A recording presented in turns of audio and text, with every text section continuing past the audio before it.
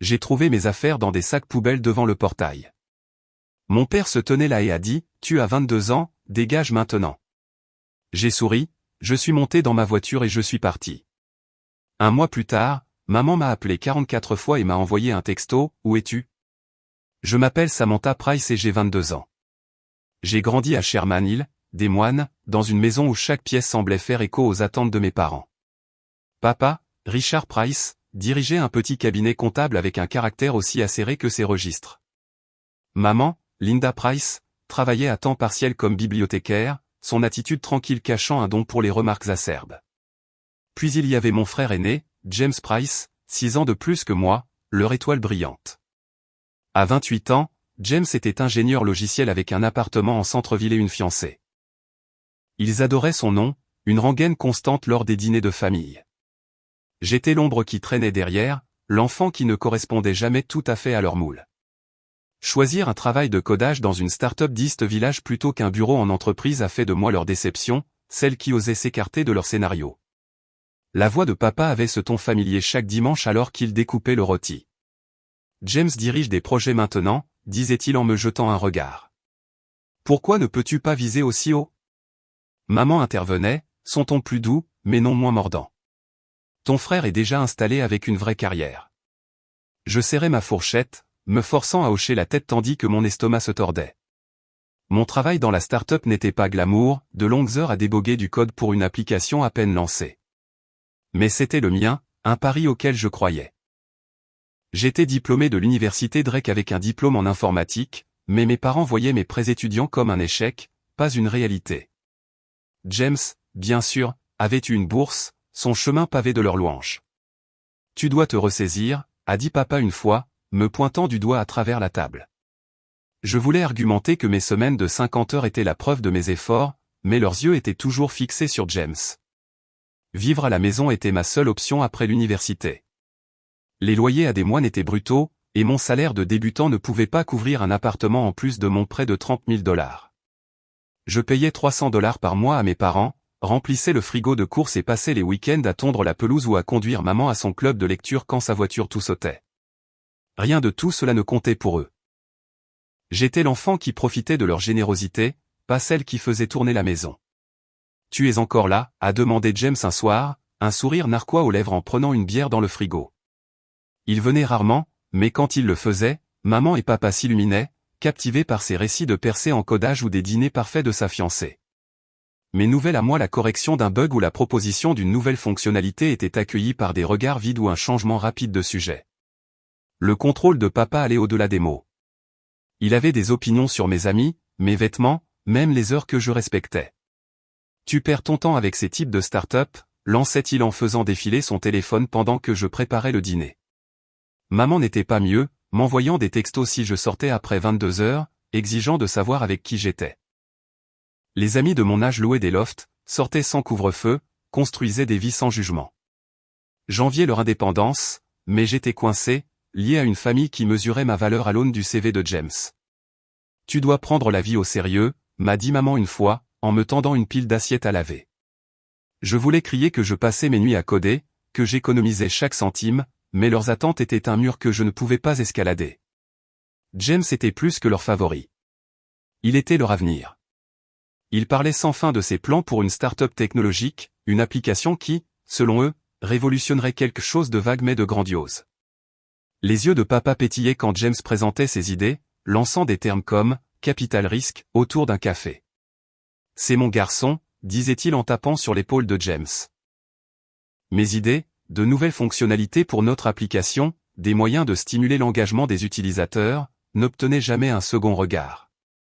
Une fois, j'ai surpris maman et papa dans le salon, leur voix basse alors qu'ils discutaient d'investissement pour l'avenir de James. « C'est une grande opportunité », disait maman. J'ai entendu papa hocher la tête, disant « on va s'arranger ». Le secret m'a mise mal à l'aise. Pourquoi était-il si secret? Pourquoi mes questions sur nos finances étaient-elles balayées par un « ça ne te regarde pas ». Les comparaisons constantes me rongeaient. En grandissant, James était la star du lycée, capitaine de l'équipe de débat, major de sa promotion, l'enfant qui ne pouvait rien faire de mal. Moi, j'étais celle qui aimait coder pour le plaisir du puzzle. Pas pour le prestige, mais mes notes moyennes et mes choix non conventionnels étaient des défauts à leurs yeux. Quand j'ai choisi Drake plutôt qu'une école prestigieuse, maman a soupiré. Ton frère a visé plus haut. Quand j'ai accepté le travail dans la start-up, papa a secoué la tête. Tu gâches ta stabilité. Chaque pas que je faisais était jugé par rapport au chemin de James, et j'étais toujours en deçà. J'ai essayé de gagner leur approbation, en réparant leur Wi-Fi, en payant le loyer à temps, mais c'était comme crier dans le vide. Leur amour était conditionnel, et j'échouais au test. Les pires soirées étaient celles où James venait, sa présence transformant notre maison en un sanctuaire à son succès. Maman sortait sa plus belle vaisselle. Papa ouvrait une bouteille de vin, et ils écoutaient James parler de son dernier projet ou de la promotion de sa fiancée. Je restais assise là, poussant les petits pois dans mon assiette, sachant que mon tour de parler serait ignoré. Samantha est toujours dans cette start-up, a dit maman une fois, son ton dégoulinant de pitié. James a souri narquoisement. Toujours à la poursuite de tes rêves, hein? Je voulais leur parler de la fonctionnalité que j'avais codée, celle que nos utilisateurs adoraient. Mais la conversation a repris son cours, revenant à James. Ces moments me brûlaient, un rappel que j'étais l'étrangère dans ma propre famille, celle qui ne serait jamais à la hauteur. Ma chambre, avec son parquet qui craquait et ses rideaux délavés, était mon seul refuge dans une maison qui ressemblait plus à un champ de bataille. J'y restais pour garder la tête hors de l'eau, jonglant avec les paiements de prêts qui absorbaient la moitié de mon salaire de la start-up d'East Village. Mon travail de codage était une corvée, des nuits tardives à déboguer des applications, une course contre la montre pour devancer les plus grandes entreprises. J'aimais le chaos, le frisson de transformer des lignes de code en quelque chose dont les utilisateurs avaient besoin. La semaine dernière, j'avais corrigé un plantage qui avait sauvé notre démo, me valant un signe de tête de mon patron. Tu as été essentiel, Samantha, a-t-il dit, son sourire une rare étincelle de validation. J'ai ramené ça à la maison, espérant que pour une fois, ma famille le remarquerait. Au lieu de cela, j'ai eu droit au silence, ou pire, au roulement d'yeux de papa, au haussement d'épaule de maman, au texto sarcastique de James. L'argent était un nœud constant dans mon estomac. Mes prêts étudiants exigeaient $300 par mois, et des coûts imprévus comme un écran de téléphone fissuré ou de nouvelles chaussures de travail m'obligeaient à sauter des repas au restaurant ou à faire des économies de bout de chandelle. Je m'asseyais à mon bureau, faisant mes comptes, priant pour que ma voiture ne tombe pas en panne. Un soir, j'ai demandé à maman si je pouvais emprunter $50 pour une licence de logiciel dont j'avais besoin pour le travail. Tu aurais dû mieux planifier, a-t-elle dit, feuilletant son magazine sans lever les yeux. James a toujours ses finances en ordre. J'ai serré les dents, j'ai payé avec ma carte de crédit et j'ai vu ma dette grimper. Leur refus d'aider n'était pas seulement une question d'argent. C'était un message, je ne valais pas la peine d'investir en moi. À la start-up, je faisais mes preuves. Notre équipe était petite, peut-être 10 personnes, travaillant dans un bureau exigu avec des chaises dépareillées et du café à volonté. J'étais chargé d'optimiser la fonction de recherche de notre application, un projet qui pouvait faire ou défaire notre prochaine levée de fonds. Je restais jusqu'à minuit, les yeux brûlants, peaufinant les algorithmes jusqu'à ce qu'ils tournent parfaitement. Quand j'ai réussi, l'engagement de nos utilisateurs a bondi de 15%. Mon patron a envoyé un email à l'équipe, le travail de Samantha nous fait avancer. J'ai imprimé cet email, les glissé dans mon sac et les ramené à la maison, pensant que peut-être papa s'en soucierait. Pendant le dîner, je l'ai fait glisser sur la table. Mon projet se porte bien, ai-je dit, ma voix stable. Papa l'a parcouru, puis l'a repoussé. Ce n'est pas une carrière, a-t-il dit en coupant son steak.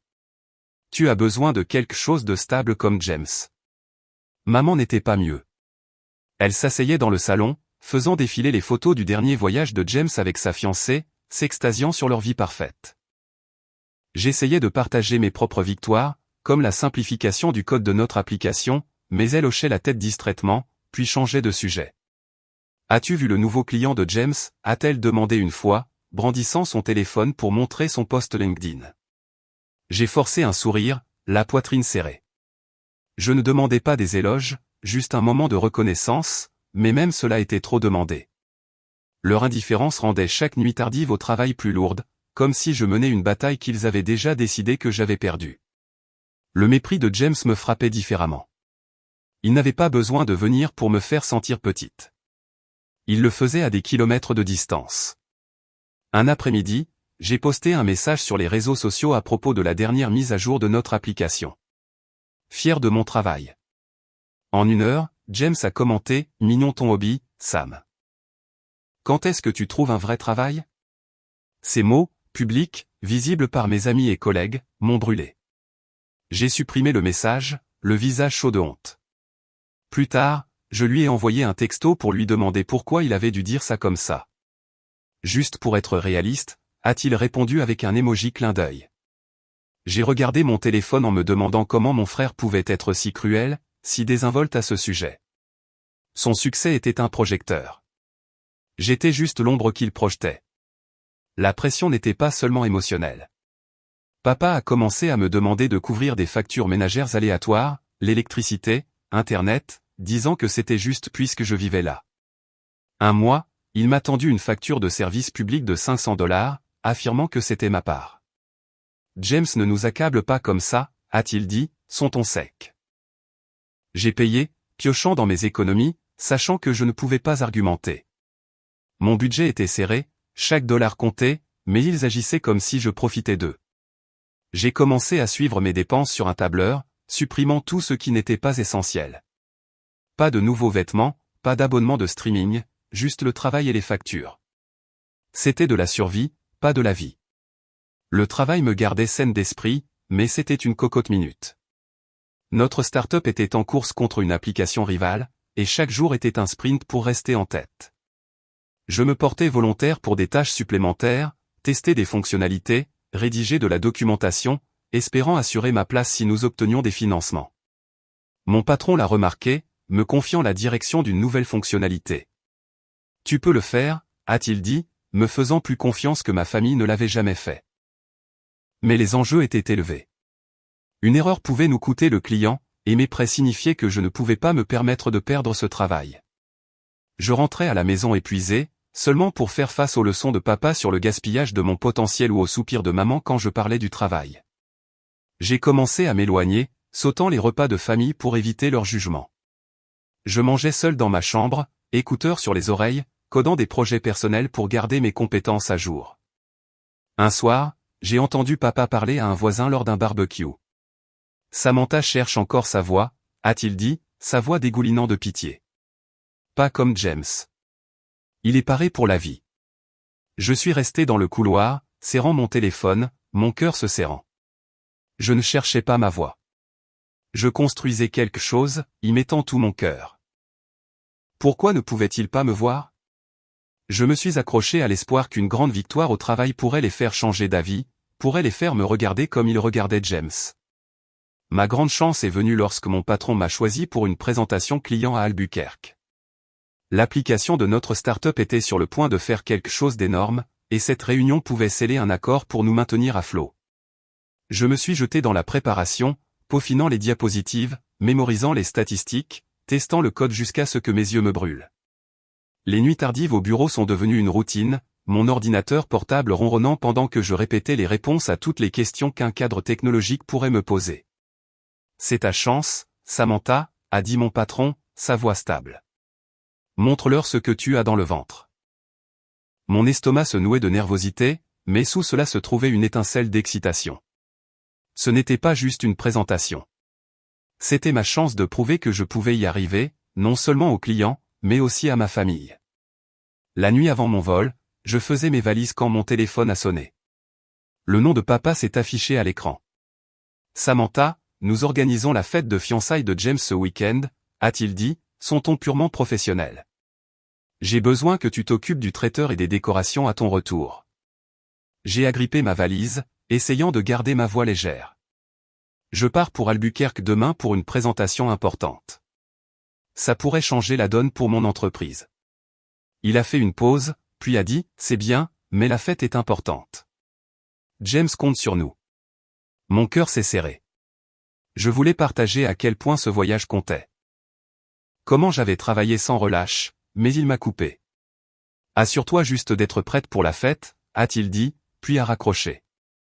J'ai regardé mon téléphone, ces mots me piquant. Il n'avait même pas posé de questions sur la présentation. À Albuquerque, je suis entré dans une salle de conférence aux parois de verre, face à une rangée de cadres en costumes impeccables. Mes paumes étaient moites, mais je me suis lancé dans la présentation, les guidant à travers les fonctionnalités de notre application, les indicateurs de croissance et les données utilisateurs. Leurs questions sont venues, dures et rapides, cherchant les faiblesses. J'ai répondu avec des chiffres, j'ai montré une démo parfaite et j'ai contré chaque doute avec une confiance que je ne savais pas que j'avais. À la fin, il se penchait en avant, hochant la tête. C'est exactement ce dont nous avons besoin, a dit le directeur général, en signant un contrat de 2 millions de dollars. Mon patron a souri, me tapant sur l'épaule. Tu as tout déchiré, Samantha. Cela pourrait signifier une augmentation. Je me sentais légère, comme si j'avais enfin fait quelque chose d'indéniable. Pour une fois, je n'étais pas juste l'enfant qui ne pouvait pas être à la hauteur. En sortant de cette pièce, je me suis laissé imaginer le dire à ma famille. Peut-être que papa mettrait de côté ses feuilles de calcul, me regarderait dans les yeux et dirait qu'il était fier. Peut-être que maman poserait son téléphone, écouterait les détails et sourirait. Peut-être que James arrêterait de me traiter comme une amatrice et verrait que je construisais quelque chose de réel. Je me suis arrêté dans une boutique près de l'hôtel, choisissant des cadeaux pour partager le moment. Un stylo en argent pour papa, une écharpe en soie pour maman, un journal en cuir pour James. Ce n'était pas grand-chose, mais j'espérais qu'il porterait le poids de ma victoire. Peut-être déclencherait-il une conversation où il me verrait enfin. J'ai envoyé un texto à maman depuis l'aéroport, j'ai réussi la présentation. J'ai signé un énorme contrat. Aucune réponse n'est venue, mais je me suis dit qu'elle était occupée. Je partagerai la nouvelle à la maison. Leur faire comprendre ce que cela signifiait. Dans l'avion, mon esprit s'emballait de possibilités. Cet accord pourrait tout changer, non seulement au travail, mais aussi à la maison. J'imaginais papa me posant des questions sur le client. Maman portant l'écharpe à la fête. James hochant la tête avec respect. Pendant des années, j'avais été invisible.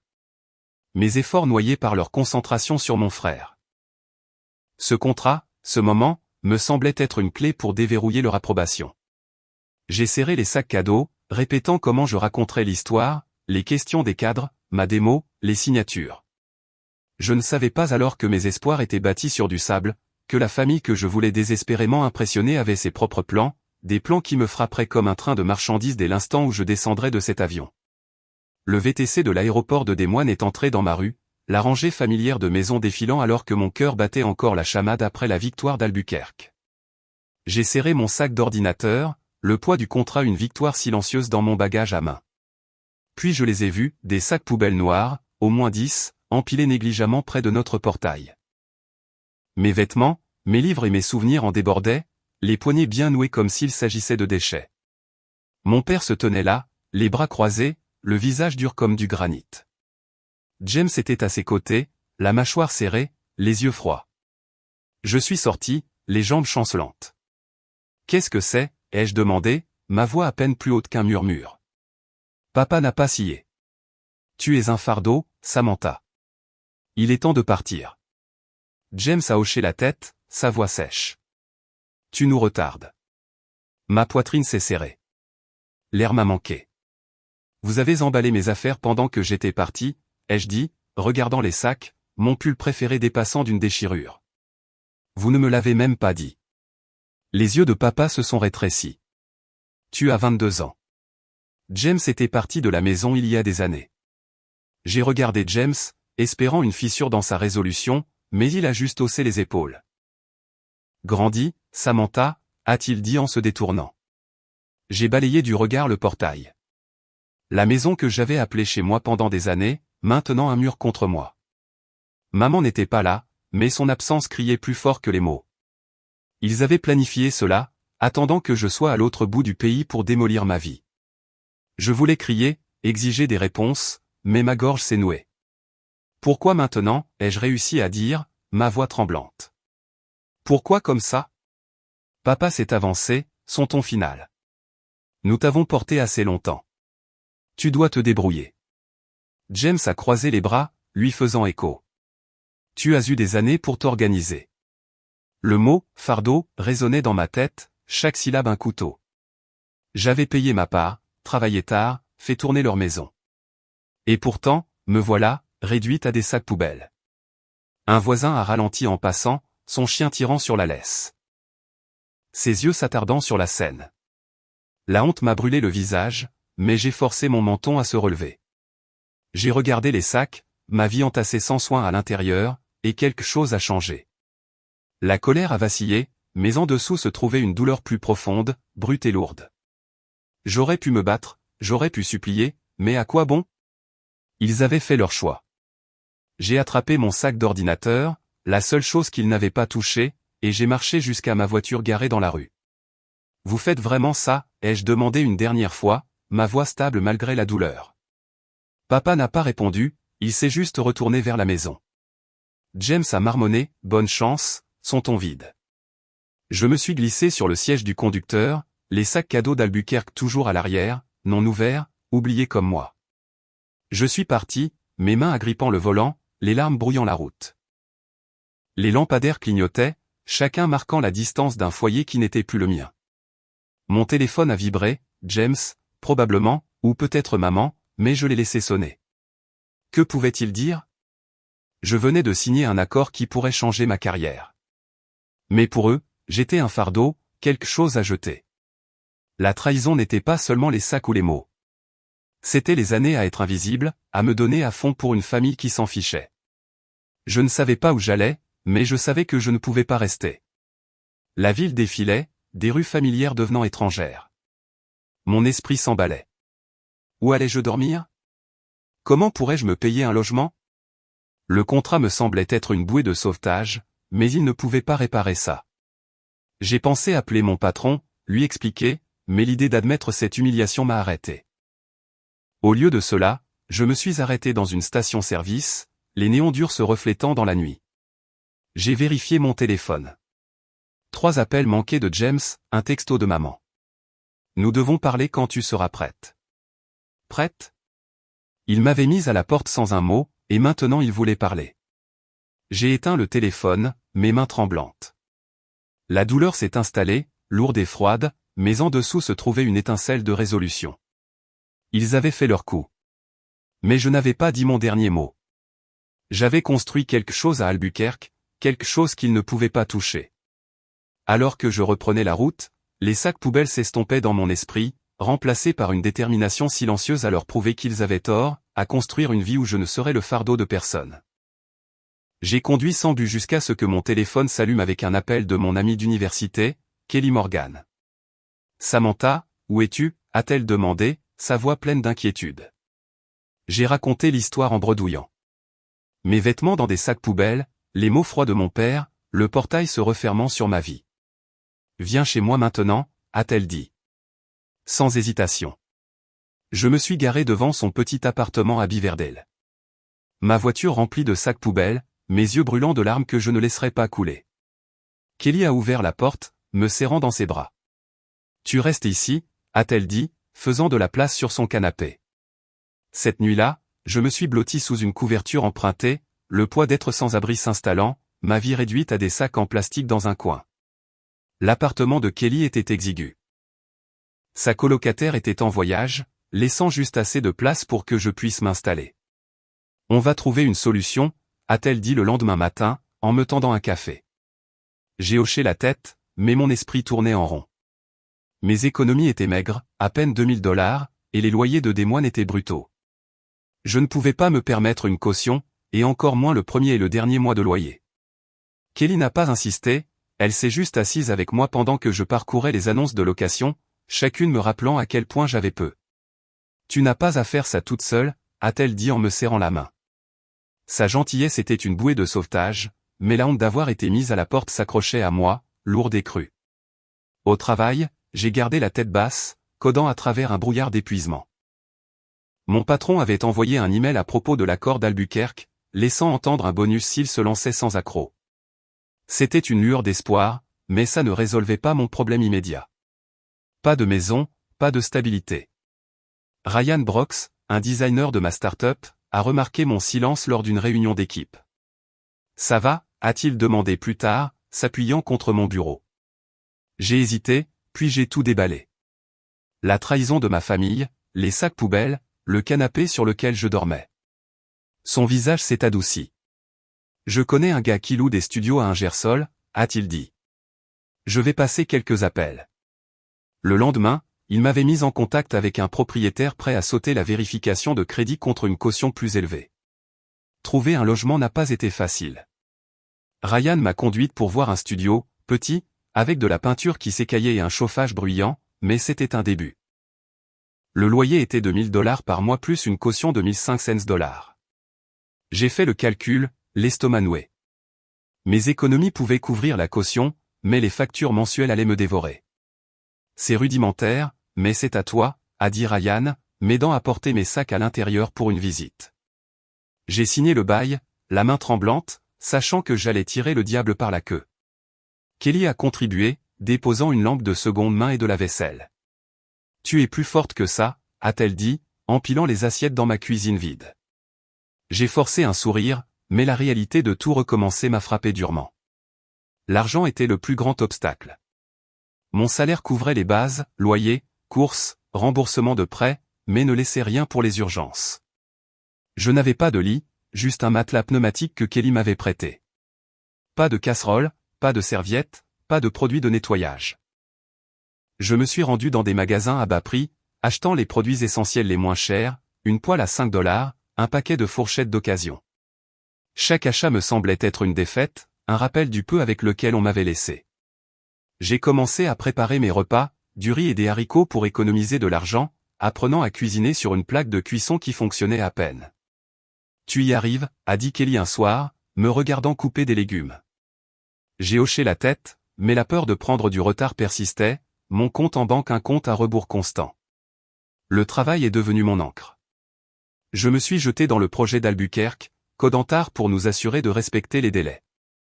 Mon patron l'a remarqué, me prenant à part. Tu portes cette équipe, a-t-il dit, c'est moi un petit baume pour la douleur que je portais. Mais les longues heures signifiaient moins de temps pour m'installer, pour faire du studio un chez moi.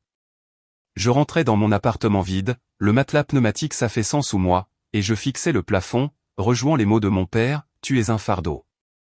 Je ne l'étais pas, mais la piqûre de ces mots me poussait à continuer, à prouver que je pouvais me débrouiller seul.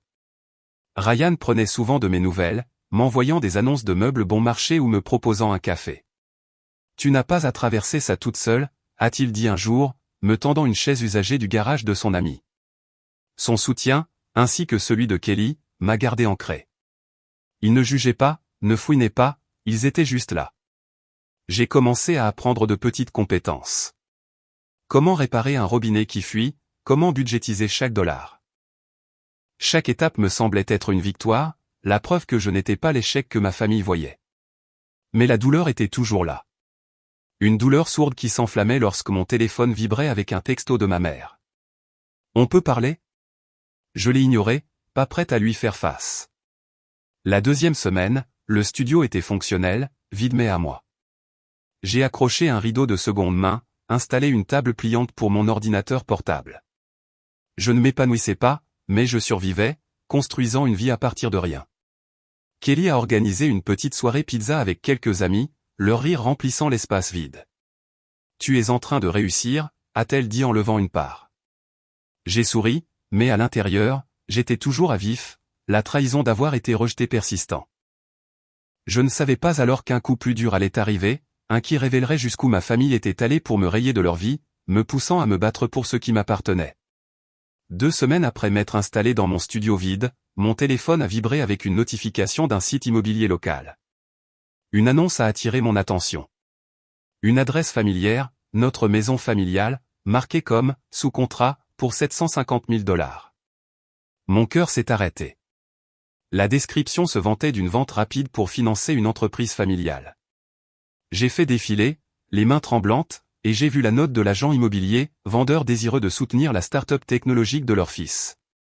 Ça m'a frappé comme un coup de poing. Ils vendaient la maison pour financer l'application de James, et on m'avait laissé en dehors de la décision, ma part de l'héritage effacée. J'ai retrouvé un vieil email de notre avocat de famille, envoyé des années auparavant après la finalisation du testament de mon grand-père.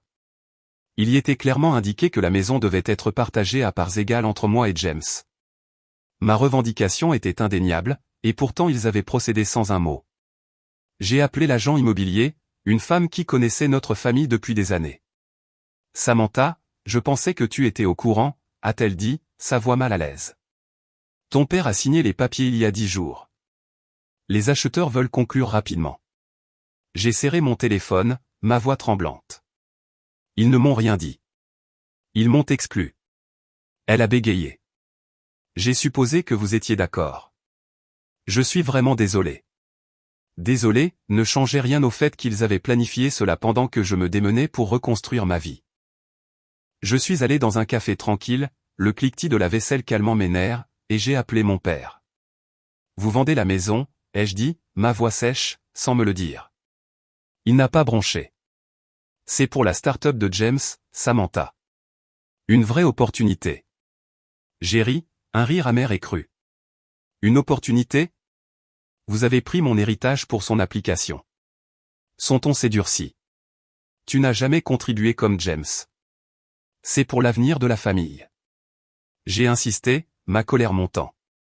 Le testament de grand-père me donnait la moitié. Vous n'aviez pas le droit. Il m'a coupé. L'affaire est conclue. Arrête de compliquer les choses.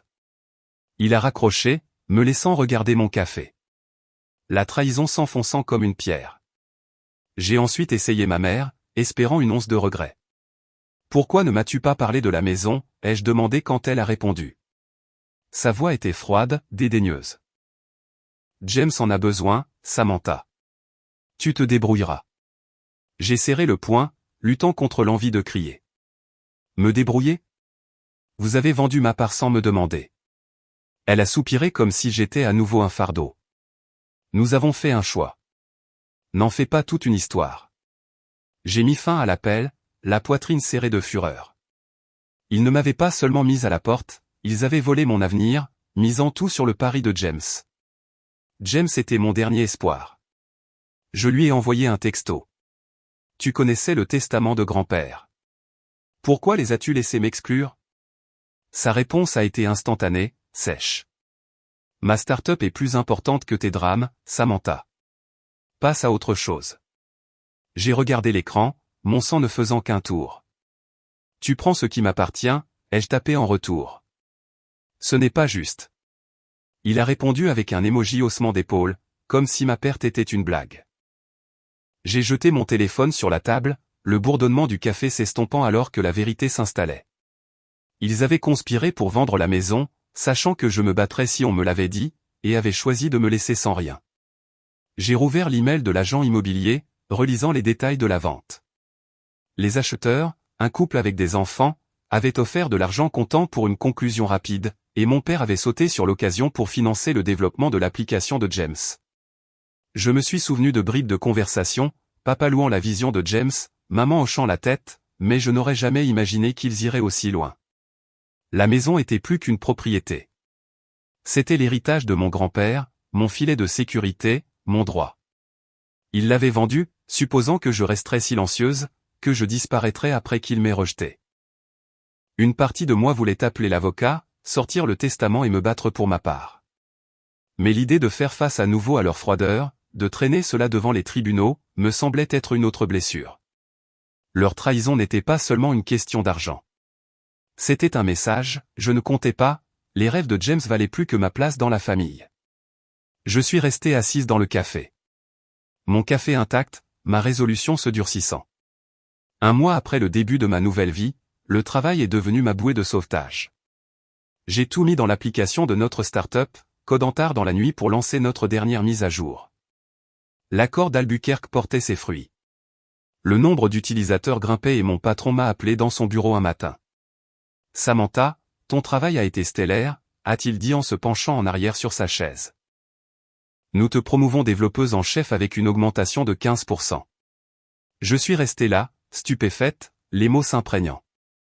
L'argent supplémentaire, environ $500 par mois, signifiait que je pouvais respirer plus facilement, peut-être même économiser un peu. Tu l'as mérité, a-t-il ajouté en me serrant la main. Pour la première fois depuis des semaines, je me sentais plus que la fille que ma famille avait rejetée. De retour à mon studio, j'apprenais à me débrouiller seul. Mon budget était encore serré, alors je me suis appris à étirer chaque dollar. J'ai parcouru les tutoriels YouTube, maîtrisant des repas rapides comme le sauté ou les pâtes avec des ingrédients bon marché de l'épicerie du coin. Un soir, j'ai brûlé un lot de poulet, remplissant l'endroit de fumée, mais j'en ai ri, mon premier vrai rire depuis des semaines. J'ai compris comment réparer un pied de table bancal avec un tournevis. Une petite victoire qui semblait énorme. Kelly est passée, remarquant les changements. Tu transformes cet endroit en quelque chose, a-t-elle dit en regardant mes étagères de seconde main.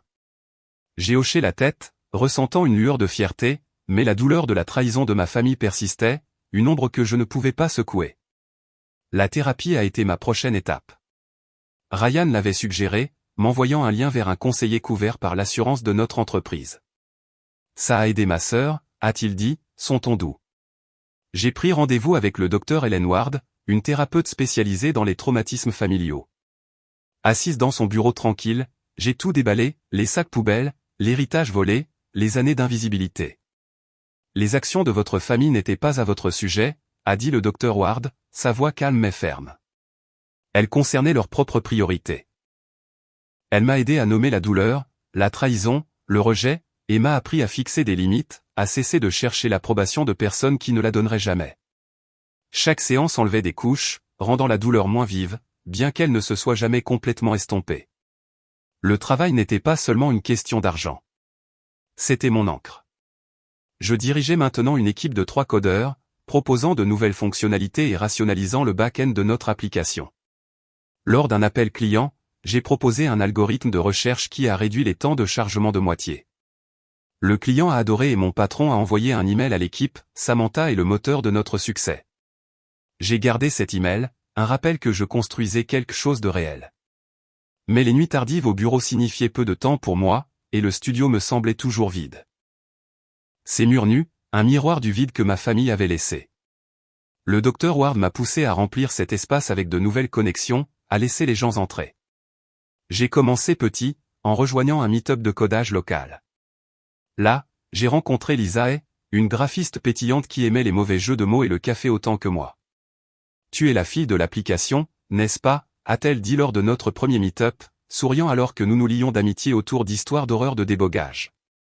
Nous avons commencé à déjeuner ensemble, son rire facile me sortant de ma coquille. Lisa m'a invité à une soirée quiz où j'ai rencontré d'autres jeunes professionnels, des gens qui ne connaissaient pas mon passé, qui me voyaient comme Samantha, pas comme l'échec de la famille. Pour la première fois, je sentais que je pouvais appartenir à un nouvel endroit. Ryan et moi nous sommes également rapprochés. Il passait à mon bureau avec un café ou une blague, son soutien silencieux une constante dans ma nouvelle vie chaotique. Un soir, il m'a demandé de prendre un verre après le travail. Juste nous deux, a-t-il dit, son sourire timide mais chaleureux. Nous avons fini dans un bar miteux, parlant pendant des heures des bizarreries de notre start-up, de son amour pour le dessin, de mon obsession secrète pour les romans de science-fiction. Tu es plus forte que tu ne le penses, a-t-il dit, ses yeux fixés sur les miens. Mon cœur a fait un bond, une étincelle que je n'avais pas ressentie depuis des lustres. Nous avons commencé à nous voir plus souvent, des soirées cinéma, des promenades au bord de la rivière, chaque moment allégeant le poids de mon passé. Ce n'était pas encore de l'amour, mais c'était un début, une chance de laisser quelqu'un entrer. Les séances avec le docteur Ward m'ont donné des outils pour reconstruire.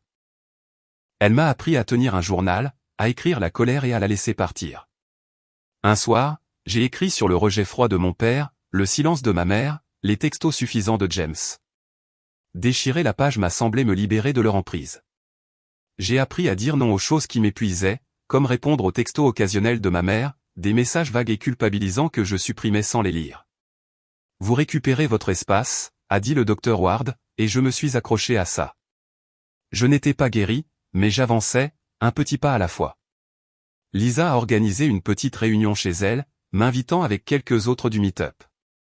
Nous avons ri en jouant à des jeux de société, la pièce chaude de bavardage. Ryan est arrivé, apportant un croquis qu'il avait fait du balcon de mon studio. J'ai pensé que ça égayerait l'endroit, a-t-il dit en me le tendant. J'ai rougi, le rangeant, le cœur plus léger qu'il ne l'avait été depuis des mois. Ces gens, Lisa, Ryan, mes nouveaux collègues, devenaient ma famille choisie, la preuve que je n'avais pas besoin de mon ancienne pour m'épanouir. La douleur de leur trahison piquait encore, mais elle s'estompait, remplacée par une force tranquille. Je ne faisais que commencer à comprendre. 3 mois après le début de ma nouvelle vie, j'étais en pleine session de codage marathon, guidant mon équipe à travers une mise à jour critique de l'application. Mon téléphone est resté en silencieux, enfoui dans mon sac, pendant que nous déboguions du code et préparions une démo client. En fin d'après-midi, la mise à jour était en ligne et je me suis effondré sur ma chaise, épuisé mais fier. J'ai attrapé mon téléphone pour envoyer un texto à Ryan, pour me figer, 44 appels manqués de ma mère, empilés tout au long de la journée, et un texto, Samantha, nous avons besoin de toi. S'il te plaît, appelle. Mon estomac s'est noué. J'avais ignoré leurs messages pendant des semaines. Mais autant d'appels criaient au désespoir. Quelque chose n'allait pas, et malgré tout, je devais savoir quoi. Je suis sorti du bureau, l'air frais du soir sur ma peau, et j'ai composé le numéro de ma mère. Sa voix a répondu, tremblante et précipitée. Samantha, Dieu merci. La start-up de James a échoué. Nous avons tout perdu, l'argent de la maison, nos économies. J'ai serré mon téléphone, mon cœur s'emballant. Tout perdu, ai-je dit, mon ton sec. Et vous m'appelez maintenant. Elle a bafouillé, suppliante, ton père ne voulait pas appeler, mais nous avons des ennuis. Nous avons besoin de ton aide. Avant que je puisse répondre, elle a dit, attends. Il est là. Il y a eu un bruissement. Puis la voix de mon père est venue, bourrue et sur la défensive. Samantha, nous sommes une famille. Nous sommes en difficulté. J'ai ri, un rire froid et amer. La douleur refluant. Une famille ? Vous m'avez mise à la porte. Vendu mon héritage pour l'application de James. Et maintenant vous avez besoin de moi. Le ton de mon père s'est durci. C'était pour l'avenir de la famille. La start-up de James était une valeur sûre, jusqu'à ce qu'elle ne le soit plus. Je l'ai coupé, ma voix s'élevant. Vous m'avez exclu, papa. Vous ne me l'avez même pas dit. Il a soupiré comme si j'étais le problème. Nous sommes endettés maintenant. Tu as un travail, Samantha. Aide-nous. Je suis resté figé, le poids de leur trahison lourd. Vous avez fait votre choix, ai-je dit. Je ne vais pas réparer votre gâchis. Il a commencé à argumenter, mais j'ai raccroché, les mains tremblantes. De retour à mon studio, je me suis assise sur mon canapé, fixant le journal d'appels. 44 appels, incessants, commençant à 6 heures du matin. Le texto de ma mère était là, un plaidoyer auquel je ne faisais pas confiance. J'ai appelé Kelly, ayant besoin de son point de vue. Il supplie maintenant, ai-je dit, ma voix tendue. La start-up de James a fait faillite et ils veulent mon aide. Elle a reniflé en posant son café. Après ce qu'ils ont fait, tu ne leur dois pas un centime. J'ai hoché la tête, ces mots faisant écho au conseil du Dr Ward sur la protection de ma paix. J'avais lutté trop dur pour reconstruire mon travail, ma maison, ma vie, pour laisser leur chaos m'entraîner à nouveau. La curiosité m'a poussé vers mon ordinateur portable. J'ai cherché la start-up de James, trouvant un article sur un site technologique. Son application, vantée comme une plateforme révolutionnaire, s'était effondrée lorsque les investisseurs s'étaient retirés après le lancement d'un concurrent. La vente de la maison, 750 000 $, avait été leur seul coussin, maintenant disparu. Mes parents étaient coincés dans une location bon marché, noyés sous les dettes. James avait posté sur les réseaux sociaux, vague et amer, temps difficile, mais je vais rebondir. J'ai ressenti une lueur de pitié, rapidement éteinte. Ils avaient misé sur son rêve, m'avaient exclu, et maintenant ils récoltaient ce qu'ils avaient semé. Ryan est venu ce soir-là, sentant mon malaise. Encore tes parents, a-t-il demandé en s'asseyant à côté de moi. Je lui ai montré le journal d'appel, le texto. 44 appels, comme si j'étais leur bouée de sauvetage. Il a secoué la tête, sa main sur la mienne. Tu as construit quelque chose de réel ici. Ne les laisse pas te le prendre. Ces mots m'ont ancré, un rappel de la vie que je m'étais taillée. Le Dr Ward m'avait appris à me choisir, à laisser partir les gens qui ne me valorisaient pas. Le désespoir de mes parents n'était pas mon fardeau, ils avaient fait leur lit. J'ai ouvert mon téléphone, mon doigt planant au-dessus du numéro de ma mère. Une partie de moi voulait rappeler, pour voir s'ils admettraient leur tort, mais leur voix, les supplications de ma mère, la défensive de mon père, sonnaient creux. Ils ne s'étaient pas excusés, n'avaient pas reconnu la douleur qu'ils avaient causée. Leurs appels concernaient la survie, pas le remords. J'ai sélectionné le numéro de ma mère et j'ai appuyé sur « Bloquer ». Puis celui de mon père, puis celui de James, dont le seul texto était un sec « Appelle maman ».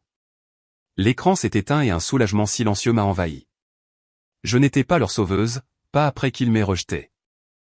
Lisa m'a envoyé un texto plus tard, prenant des nouvelles de notre prochain meet-up. Ça va, a-t-elle écrit, ajoutant un emoji cœur. J'ai souri, me sentant plus légère. Ma vie, le soutien de Ryan, la loyauté de Kelly, l'amitié de Lisa, étaient à moi, construite selon mes propres termes. L'effondrement de ma famille était leur propre fait, pas ma responsabilité. En verrouillant mon téléphone, une nouvelle force s'est installée en moi. J'avais fermé la porte sur eux, non par colère, mais par clarté. J'étais libre de continuer à construire, à vivre pour moi-même. 6 mois après avoir coupé les ponts, je me tenais dans un petit condo à Ingersoll, les clés cliquetant dans ma main. J'avais économisé chaque dollar supplémentaire de mon augmentation, rassemblé un acompte et signé les papiers de ma première vraie maison. Ce n'était pas grand-chose, un T2 avec un petit balcon et des planchers qui craquaient, mais c'était à moi, un espace que j'avais construit sans l'ombre de ma famille. J'ai passé les week-ends à peindre les murs d'un bleu doux, à accrocher des étagères avec l'aide de Kelly et à arranger des meubles d'occasion que Ryan avait dénichés avec moi. Cet endroit te ressemble, a dit Kelly, en plantant un clou pour mon miroir de brocante. J'ai souri, ressentant une chaleur que je n'avais pas connue depuis des années, un sentiment de liberté qui venait du fait de posséder mon espace. Ma vie se mettait en place. Kelly passait souvent, apportant des plats à emporter ou sa dernière playlist, transformant mon condo en un centre de rire. Ryan était une constante, notre relation s'approfondissant à chaque moment partagé, cuisinant des dîners, regardant des séries de science-fiction en boucle ou simplement parlant tard dans la nuit. « Tu es en train de réussir », a-t-il dit un soir, affalé sur mon canapé, son carnet de croquis ouvert sur un dessin de mon balcon. Je me suis appuyé contre lui, le cœur plein. Lisa nous a rejoints pour des soirées jeux, ces mauvais jeux de mots déclenchant des éclats de rire. Mon nouveau collègue, Tom Carter, un informaticien discret, a commencé à passer aussi, apportant des biscuits faits maison qui sont devenus l'obsession de notre groupe. Ces gens, Kelly, Ryan, Lisa, Tom, étaient ma famille choisie, remplissant ma maison de vie. J'ai organisé une pendaison de crémaillère, une petite réunion avec pizza et musique. Kelly a accroché des guirlandes lumineuses sur le balcon, et Ryan a installé un bar de fortune avec du vin bon marché. Lisa a porté un toast, levant son verre. À Samantha, qui a construit ça à partir de rien, a-t-elle dit, son sourire large. Tout le monde a applaudi, et j'ai ressenti une vague de fierté. Mon condo n'était pas parfait, des étagères bancales, un évier qui fuit, mais c'était un témoignage de ma résilience, un espace où j'appartenais. Tom m'a timidement tendu une plante en pot, disant « Pour ton balcon ». Je l'ai serré dans mes bras, les yeux me piquant de gratitude. C'était ça le bonheur, non pas emprunté ou conditionnel, mais le mien. Le travail prospérait aussi. Mon rôle de développeuse en chef m'a amené à diriger de plus grands projets. Mes idées façonnant l'avenir de notre application. Une mise à jour récente que j'avais menée a fait grimper les téléchargements de 20%, me valant une mention dans la newsletter de l'entreprise. « Tu déchires tout », a dit Ryan en la lisant par-dessus mon épaule. J'ai souri, mais la vraie victoire était de savoir que je l'avais fait sans l'approbation de ma famille. Ils n'avaient jamais vu ma valeur, mais je n'avais pas besoin d'eux pour ça. Mon équipe, mes amis, ma vie, ils me voyaient, et c'était suffisant. J'avais entendu des rumeurs sur la chute de ma famille par une connaissance commune, un voisin de notre ancienne rue. Mon père et ma mère louaient un appartement exigu dans un quartier délabré de Des Moines. Leurs économies drainées par la start-up ratée de James. Les 750 000 $ de la vente de la maison avaient disparu, engloutis dans une entreprise qui n'a jamais décollé. James, autrefois si suffisant, avait perdu son emploi, son application enterrée par les concurrents. Le voisin a mentionné l'avoir vu dans un café, prenant des services comme barista, sa confiance envolée. Je ne me suis pas réjoui, il n'y avait aucune joie dans leur lutte, mais je n'ai ressenti aucune culpabilité non plus. Ils avaient fait leur choix, misant sur James et m'excluant. Maintenant, ils vivaient avec les conséquences. Mon téléphone est resté silencieux. Pas d'appel ou de texto de leur part depuis que j'avais bloqué leur numéro. Je n'ai pas vérifié, ne me suis pas posé de questions. Les mots du docteur Ward sonnaient juste. Ma paix était à moi de la protéger. J'avais passé trop de temps à courir après leur approbation pour apprendre qu'elle ne viendrait jamais. Mon condo, mes amis, mon travail. Ils étaient la preuve que je n'en avais pas besoin. Un soir, Ryan et moi étions assis sur mon balcon, les lumières de la ville scintillant en dessous. « Ta maison ?» a-t-il dit en me serrant la main. J'ai hoché la tête, le poids de mon passé envolé. C'était ma vie maintenant, construite à partir de zéro, et j'étais enfin libre.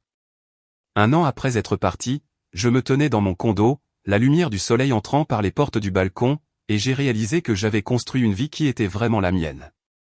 Le voyage n'avait pas été facile, partir de rien, me battre pour mon indépendance. Mais il m'a appris qui je suis. L'autonomie est devenue ma colonne vertébrale, non seulement pour payer les factures ou réparer un évier qui fuit, mais aussi pour faire confiance à mes propres choix. J'avais arrêté de courir après l'approbation d'une famille qui ne m'avait jamais valorisé, choisissant plutôt de vivre pour mes passions, coder, créer, construire quelque chose de réel. Ce changement, cette liberté d'être moi-même, a été la leçon la plus difficile et la plus enrichissante. J'ai commencé un blog pour partager mon histoire, non par pitié, mais pour atteindre d'autres personnes qui se sentaient piégées par leur famille ou les circonstances. Mon premier article, intitulé « Recommencer à 22 ans, à déverser la vérité brute, être mise à la porte, perdre mon héritage, trouver mon chemin ». J'ai écrit sur les nuits tardives à coder pour garder mon travail, les amis qui sont devenus mon encre, la thérapie qui m'a aidé à guérir. La réponse a été écrasante, des commentaires d'inconnus comme Sarah Lee, une étudiante qui avait coupé les ponts avec sa propre famille toxique. « Ton histoire m'a donné du courage », a-t-elle écrit. J'ai répondu, le cœur plein. « Tu peux le faire. » Partager mon parcours n'était pas seulement cathartique. C'était une façon d'éclairer le chemin pour d'autres. J'ai pris la parole lors d'un meet-up technologique local, invité par Lisa pour parler de résilience. Debout devant une petite foule, j'ai partagé comment j'ai transformé la trahison en force. Comment j'ai construit une carrière et une maison sans le soutien de ma famille. Vous n'avez besoin de la permission de personne pour vous épanouir, ai-je dit, ma voix stable. La salle a applaudi et une femme s'est approchée de moi après, les yeux brillants. Je recommence aussi, a-t-elle dit en me serrant la main. Merci. Kelly, à l'arrière, m'a fait un pouce en l'air, son sourire large. Ryan m'a serré l'épaule, chuchotant, tu es incroyable. Leur fierté, leur confiance en moi, valait plus que n'importe quel signe de tête que ma famille ne m'a jamais donné. Mes journées étaient pleines maintenant, non pas du chaos de mon passé, mais de but. Au travail, je dirigeais des projets qui façonnaient l'avenir de notre application. Mes idées stimulant la croissance. En dehors des heures de travail, je cuisinais des dîners avec Ryan, riais des jeux de mots de Lisa ou débattais des tendances technologiques avec Tom. Mon condo était un havre. Des livres sur les étagères, des plantes sur le balcon, des photos de ma nouvelle vie épinglées sur un tableau de liège. J'avais appris à aimer les moments de calme, comme siroter un café le matin, sachant que j'avais construit cette paix à partir de rien. Ce n'était pas parfait, mais c'était réel et c'était à moi. Ma famille était un lointain souvenir. Leur absence, un soulagement. J'avais entendu par un ancien voisin que mon père et ma mère étaient toujours dans leur location délabrée, vivotant de petits boulots. James, autrefois si sûr de sa start-up, passait d'un petit boulot à l'autre. Ses rêves ensevelis sous les dettes. Ils n'avaient pas cherché à me contacter depuis que j'avais bloqué leur numéro, et je n'ai pas vérifié. Leur choix, leur trahison, leur pari les avaient menés là. Je ne leur souhaitais aucun mal, mais je ne portais plus leur poids. Ma vie était la mienne, libre de leur ombre. Un soir, j'étais assise avec Ryan sur mon balcon, la ville bourdonnant en dessous. « Tu as fait tellement de chemin », a-t-il dit, sa main chaude dans la mienne. J'ai hoché la tête, un sourire tranquille s'étalant. Je ne pensais pas que je le pourrais. Kelly nous a rejoints, apportant du vin et des histoires, et nous avons ri jusqu'à ce que les étoiles apparaissent. Plus tard, j'ai posté un autre article de blog, réfléchissant à ce que j'avais appris. L'autonomie, ce n'est pas seulement survivre. C'est se choisir soi-même chaque jour. Si vous recommencez, ai-je écrit, sachez que votre histoire compte. Continuez. Les commentaires ont afflué, des voix d'inconnus qui avaient trouvé de l'espoir dans mes mots. J'ai fermé mon ordinateur portable, le cœur stable, ma paix complète.